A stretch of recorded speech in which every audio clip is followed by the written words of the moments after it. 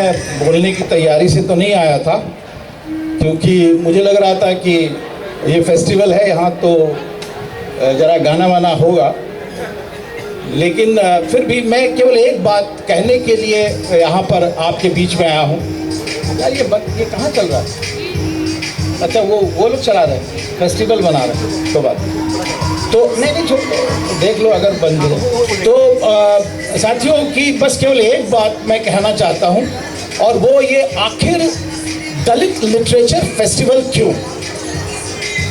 आखिर दलित literature festival बनाने की आवश्यकता क्यों पड़ी? और इसलिए मुझे लगता है कि जिन्होंने इसको सोचा वो बधाई के पात्र हैं, उनको मैं बहुत बहुत साधुवाद देना चाहता हूं कि उन्होंने इसकी पहल करी। और पहल करना तो आसान है, लेकिन उसको बनाए रखना बहुत मुश्किल है, और उन्होंने बनाए रखा है, इसके लिए वो डबल बधाई के पात्र हैं। एक बार ताली बजा करके उनका हम जरूर स्वागत करते हैं। इसका एक छोटा सा ये जो जब भी हम फेस्टिवल करते हैं, ये एक आकलन होता है कि हम कहाँ तक पहुँचे। जब भी हम फेस्टिवल करें या अधिवेशन करें तो हम अपने कार्यक्रम के, अपने आंदोलन का एक गणना करते हैं कि हम कहाँ तक पहुँचे। और मुझे लगता है कि जैसे जैसे कि मैंने कार्यक्रम की एक लिस्ट देखी, अभी बहुत बड़ी, आपको पता होगा कि बहुत बड़ी लिस्ट है, इसमें वक्ताओं की लिस्ट तो प्रमोद जी, सुदेश जी जरूर बताएंगे, और जो कार्यकर्ता यहाँ पर बैठे हैं, कि लगातार ये लिस्ट वक्ताओं की बढ़ती चली जा रही है, और यह आपके सक्सेस का एक पैमाना हो सकता है कि किस प्रकार ये अट्रैक्ट कर रही है। पैरेलल सेशन चल रहे हैं, ये भी आपकी गुणवत्ता को दिखाता है। मैं चाहता था कि माननीय जो हमारे बेचैन साहब हैं, क्योंकि हमारे पास विश्वविद्यालय विधा में ये काम चल रहा है, और विश्वविद्यालय में केवल हमारा हिंदी विभाग का केवल एक विभागाध्यक्ष हुआ है, वो हुए हैं शिवराज सिंह बेचैन।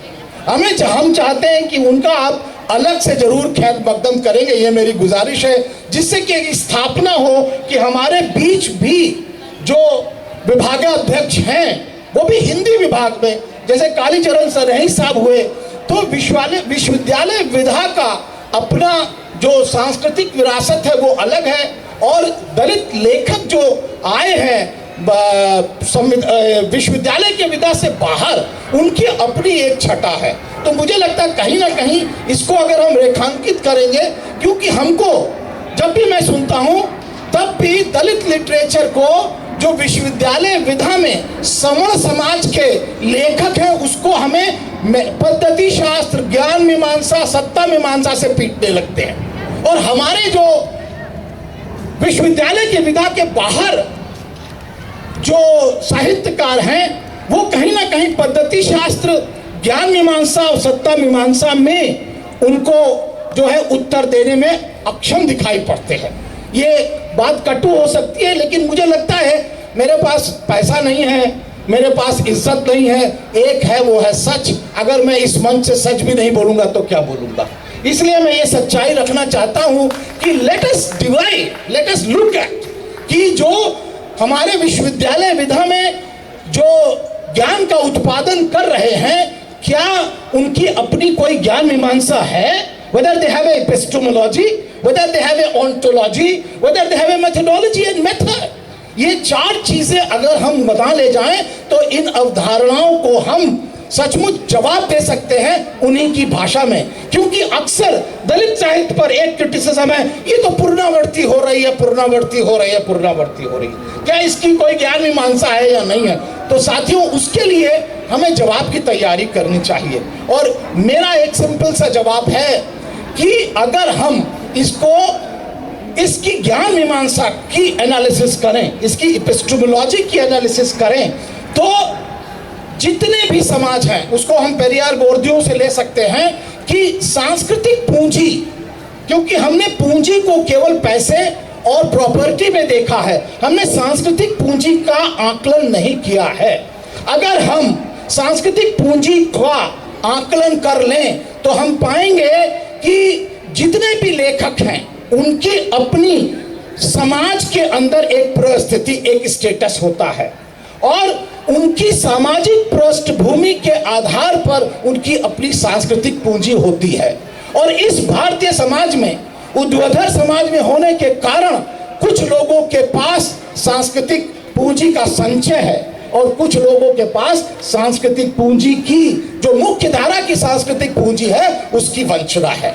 और इसलिए इस भारतीय समाज में जो मुख्य धारा के लेखक हैं, समर समाज के लेखक हैं, उनकी जो सामाजिक पृष्ठभूमि है, जिसके अंदर सामाजिक या सांस्कृतिक पूंजी की भरमार है, एक्यूमुलेशन ऑफ कल्चरल कैपिटल, उनकी सामाजिक चेतना का, उनकी जो चेतना है उसका सृजन इस पूरी सांस्कृतिक भरी हुई सामाजिक सांस्कृतिक पूंजी की जो है चेतना का सृजन हुआ।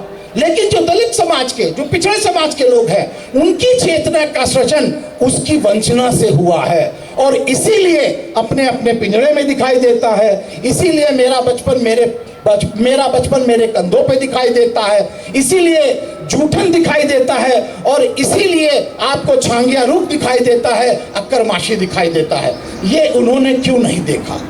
ये जोड़ी उन्होंने क्यों नहीं देखी इस बात को? क्योंकि उनकी जो सामाजिक चेतना का सृजन है, वो सांस्कृतिक पूंजी जो थी, वो आ रही थी रामायण से, रामचरितमानस से, वो महाभारत से, वो मंदिर से, वो आ रही थी बाकायदा अट्टालिकाओं जो सजी हुई थी महलों से। उन्होंने कभी वो पीड़ा वो नहीं देखी। इसलिए साथियों, यह ज्ञान मीमांसा का प्रश्न है कि हमारी चेतना का सृजन किससे होता है? क्या हमारी चेतना का सृजन सांस्कृतिक पूंजी के संचय से है या सांस्कृतिक पूंजी की वंचना से है? अगर वंचना से है साथियों, तो इसलिए ये दलित लिटरेचर फेस्टिवल अलग दिखाई पड़ेगा, क्योंकि हमारे पास वो वंचना नहीं, हमारे वो संचय नहीं है जो आपने लिखा। अगर इसलिए ये कहीं ना कहीं जो आपने दलित लिटरेचर फेस्टिवल लगाया है, ये है बाकायदा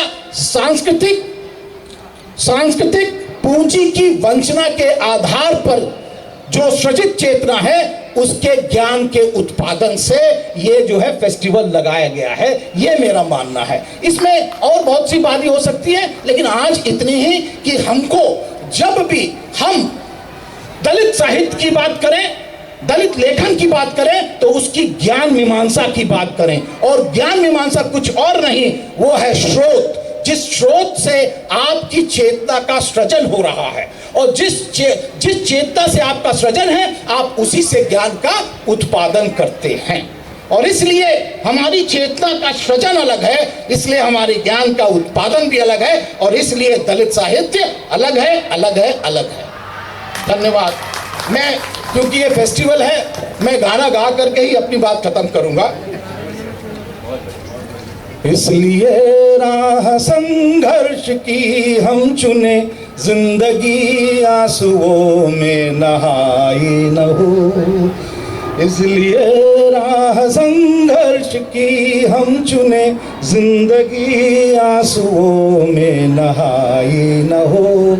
शाम सहमी न हो, रात हो ना डरी, शाम सहमी न हो, रात हो ना डरी, भोर की आंख फिर डबडबाई न हो। इसलिए एवरीबॉडी, इसलिए राह संघर्ष की हम चुने, जिंदगी आंसुओं में नहाई न हो।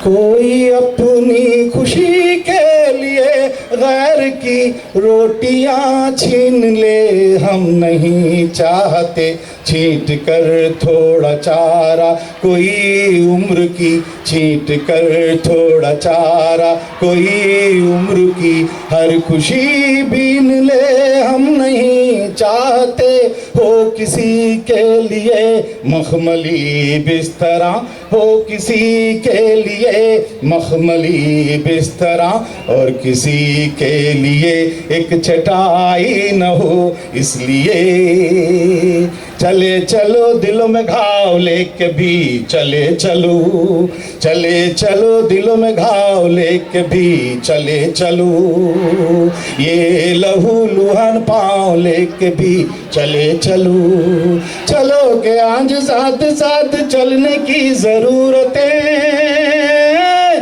चलो चलो के आज साथ साथ चलने की जरूरत है, चलो के खत्म हो न जाए जिंदगी की हसरतें। चले चलो दिलों में घाव लेके भी चले चलो।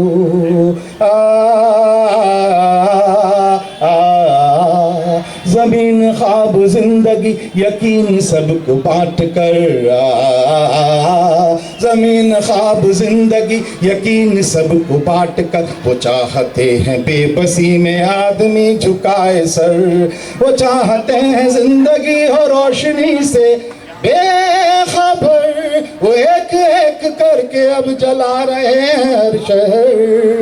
जले हुए घरों के ख्वाब लेके भी चले चलो, चले चलो दिलों में घाव लेके भी चले चलो।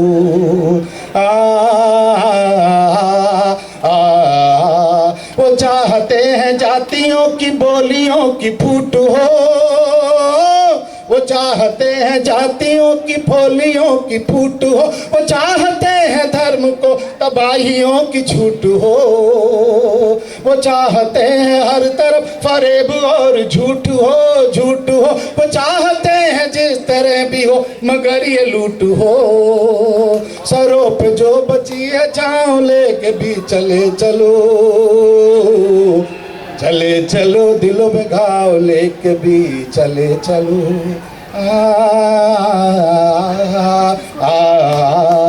जय भीम जय भारत।